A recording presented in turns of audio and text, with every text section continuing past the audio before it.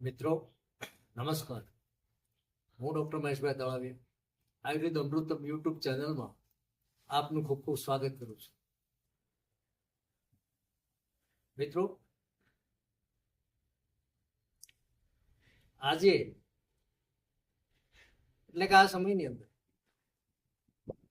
નાનાથી માંડી અને મોટા સુધી કંઈક પ્રકારના અનેક પ્રકારના જુદા જુદા વ્યસનોથી લોકો પીડાય છે. એક બાજુ વ્યસન મુક્તિ ચાલે છે અને એક બાજુ યુવાનોથી માંડી અને વૃદ્ધો સુધી વ્યસન વધતા જાય છે. હંમેશના માટે એટલું યાદ રાખવું પડે, સમાજ છે ને વ્યસન મુક્ત જોઈએ. વ્યસન મુક્તિ માટે ખૂબ ખૂબ પ્રયત્ન કરવા જોઈએ. શરૂઆતની અંદર કંઈક સારું લાગે એવી રીતે વ્યસન થતા હોય છે અને પછી ધીમે ધીમે એ એડિક્ટર બની જાય છે. હવે જ્યારે વ્યસન સમાજની અંદર ફેલાણું છે તો ખાસ કરીને મોટામાં મોટું વ્યસન હોય તો તમાકુ અને ગુટખા બેનું સેવન આ જગતની અંદર ખૂબ થાય છે. એમાં ભારતમાં તો ખાસ,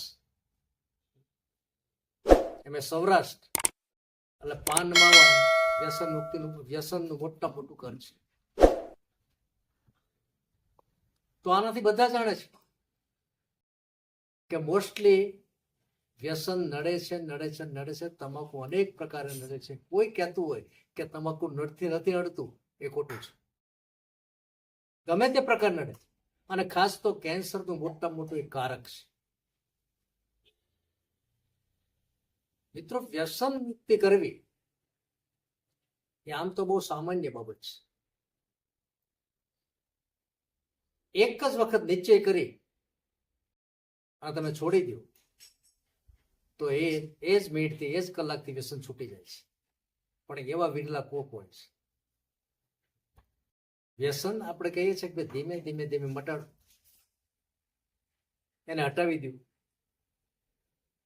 તો જે વ્યક્તિ વ્યસની છે એના મગજમાં થોડુંક બેસે તો ધીમે ધીમે હટી જાય છે. બાકી એ હટતું નથી, પરાપૂર્વથી ચાલ્યું આવે. અનેક પ્રકારના વ્યસન આ જગતની અંદર છે. હવે વ્યસન કઈ રીતે દૂર કરવું, આયુર્વેદ એની અંદર શું કહે છે, કઈ એની અંદર પરેજી પડે અને કઈ રીતે વ્યસનને દૂર કરવું, એના એક બે ઉપાય હું તમને કહું છું. તો ખાસ તો વ્યસન માટે એક સારામાં સારો ઉપાય છે કે 100 ગ્રામ અજમા લઈ એને હળદર અને મીઠા વાળું પાણી ચડાવી દેવું. પછી એને સામાન્ય શેકીને સૂકવા દેવા. સુકાઈ ગયા પછી એની અંદર 5 ગ્રામ લવિંગ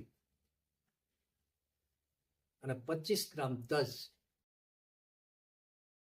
એ મિક્સ કરી અને એક ડબ્બીમાં ભરી લેવાનું.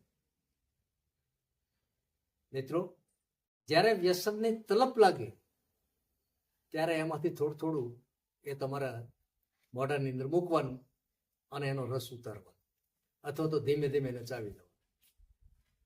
ધીમે ધીમે આ જ્યારે તમારા બ્લડની અંદર આવી જશે ત્યારે વ્યસનની તલપ ધીમે ધીમે ઓછી થઈ જશે અને વ્યક્તિ વ્યસન મુક્ત 100% બની જશે. આ એનો સરસ ઉપાય છે. અને બીજો ઉપાય છે એ માત્ર ને માત્ર એક જ ઔષધિ છે, જાણીતી છે, અને એ છે અશ્વગંધા. મિત્રો, અશ્વગંધાનો પાવડર 2 ટાઈમ સવાર સાંજ પાણી સાથે કે દૂધ સાથે લેવાથી વ્યસનની તલબ ઓછી થઈ જાય છે. કારણ કે અશ્વગંધા છે એને સોમનીફેરા કહેવામાં આવે છે. એટલે આ અશ્વગંધાથી થોડી ઘણી તમને રાત્રે ઊંઘ આવે છે અને સરસ મજાનું આખું એ અશ્વગંધાનું ફ્લેક ઉત્પન્ન થાય છે કે જેનાથી વ્યસન છે એ ધીમે ધીમે ઓછું થઈ જાય છે. હંમેશને માટે મહિનો કે 2 મહિના સુધી અશ્વગંધાનો પ્રયોગ કરવો. ત્રીજો પ્રયોગ કંઈક એવો છે કે જેને વધારે પડતું વ્યસન છે, કોઈ પણ પ્રકારનું વ્યસન છે, એને દ્રાક્ષાસવ નામનો આસવ આવે છે. મિત્રો 2 થી 3 ચમચી સવારે અને 2 થી 3 ચમચી સાંજે સમભાગ પાણી સાથે લેવાથી વ્યસન ધીમે ધીમે ઓછું થાય છે. કારણ કે દ્રાક્ષાસવની અંદર 3 પ્રકારના ઔષધો છે એ બરોબર સમાન ભાગે પડે છે. દ્રાક્ષ છે, સાકર છે અને મધ છે. આ બધું બલ્ય છે અને મગજને તરોતાજા રાખે છે.